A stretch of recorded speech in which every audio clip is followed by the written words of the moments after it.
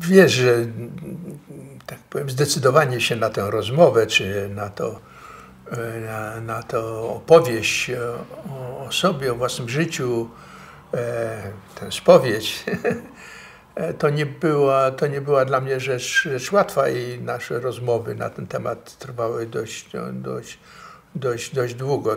To nie wynikało ani z narcyzmu, tylko po prostu sama decyzja była dla mnie rzeczą trudną. Po pierwsze,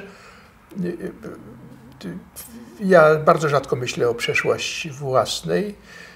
Jeżeli myślę o szerszej przeszłości, to ze względu na zainteresowania, na pasje zawodowe bądź też polityczne, prawda? I te fragmenty przeszłości, które mnie interesują. Natomiast o własnej przeszłości, o przeszłości rodzinnej, ja myślę rzadko, niewiele. Wobec tego to też był dla mnie pewien problem. Zresztą był problem nie tylko w trakcie naszych rozmów. Ja miałem w ostatnich latach, czy też parę lat temu, bardziej precyzyjnie, szereg, bodaj 4 propozycje nagrania takiej rozmowy rzeki, jak to się nazywa po polsku, czyli książki rozmów, propozycje wydawnictw czy dziennikarzy konkretnych. Różnych odcieni zresztą.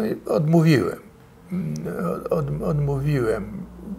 Dlaczego odmówiłem? Zastanawiałem się. No, dla powodów, które wymieniłem. To znaczy, że mój stosunek do czasu, do przeszłości, takie pewne zniecierpliwienie, żeby poświęcać temu czas, to na pewno odgrywało rolę. Również rolę odgrywało to, że ja wiedziałem z góry, dlatego że żyję w tej części mojego życia, która ma miejsce w Polsce, prawda?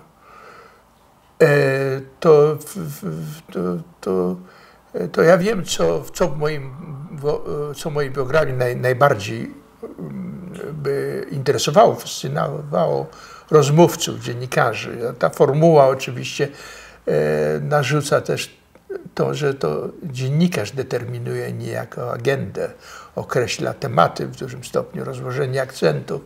Ja wiedziałem, że to są te dwie takie z grubsza cechy szczególne mojej biografii.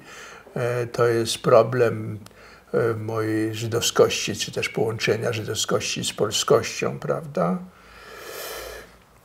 Innymi słowy, jak świat postrzegam, nie mówiąc o tym, że jak życie moje się w tej perspektywie rozwijało, to jest jeden aspekt, który fascynuje i jest niewątpliwie duża fascynacja w Polsce obecnie właśnie tematami w ogóle żydowskimi, biografiami, historią. I drugi aspekt, który fascynuje, to jest problem, można powiedzieć, źródeł ideowych, ewolucji ideowych, to znaczy to nie jest dla nikogo tajemnicą, kto wie cokolwiek o mnie, no, że wywodzę się z rodziny komunistycznej i że w młodości, zresztą sam byłem jako, powiedzmy, uczeń, student, byłem zaangażowany, prawda, w tym ruchu, więc to też jest rzecz, która pasjonuje, prawda.